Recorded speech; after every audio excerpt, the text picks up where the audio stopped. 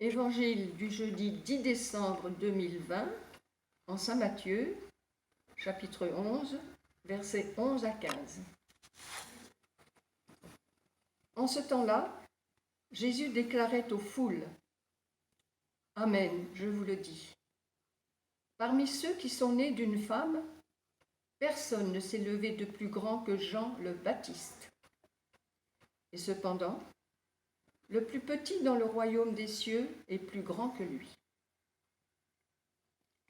Depuis les jours de Jean le Baptiste jusqu'à présent, le royaume des cieux subit la violence, et des violents cherchent à s'en emparer.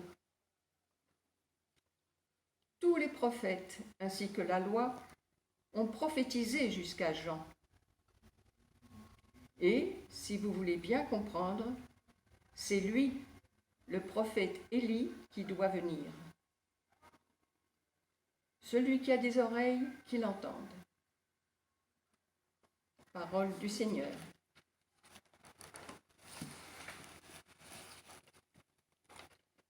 Après avoir répondu à une question posée par les disciples de Jean le Baptiste, alors en prison, « Es-tu celui qui doit venir ou devons-nous en attendre un autre ?»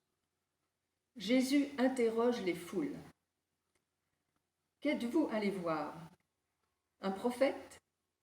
Oui, je vous le déclare, et plus qu'un prophète, le messager que j'envoie devant moi. » Aujourd'hui, Jésus déclare Jean le Baptiste le plus grand parmi ceux nés de la femme. Quel honneur! Jean le précurseur, plus grand que tous les prophètes, qui ont pourtant tenu une place centrale dans le Premier Testament. Mais Jésus ajoute une phrase étonnante. Cependant, le plus petit dans le royaume est plus grand que lui.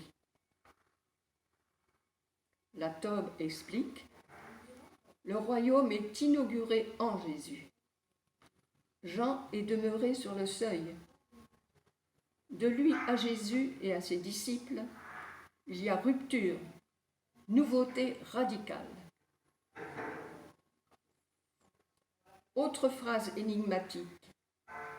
Le royaume des cieux subit la violence et des violents cherchent à s'en emparer.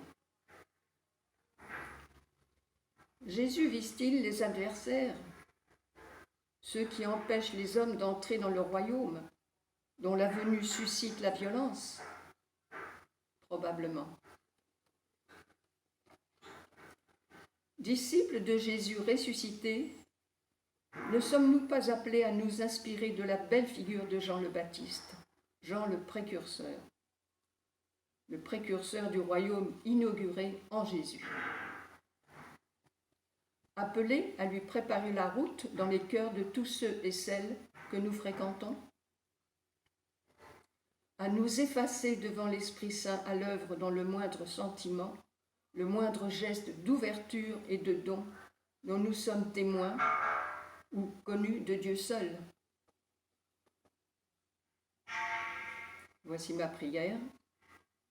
Seigneur Jésus, exauce mon plus ardent désir, que tu grandisses et que moi je diminue, m'effaçant dans les cœurs que tu séduis. Merci aussi pour tous les Jean-Baptistes qui ont jalonné mon chemin vers toi. En tout premier lieu, mes chers parents, puis tous les membres de la famille du Prado, dont nous fêtons aujourd'hui même 10 décembre le 160e anniversaire de la Fondation. Et aussi de nombreux membres d'autres familles spirituelles, telles celles de Charles de Foucauld, de saint Ignace de Loyola, etc. Gloire à toi, Seigneur Jésus. Amen.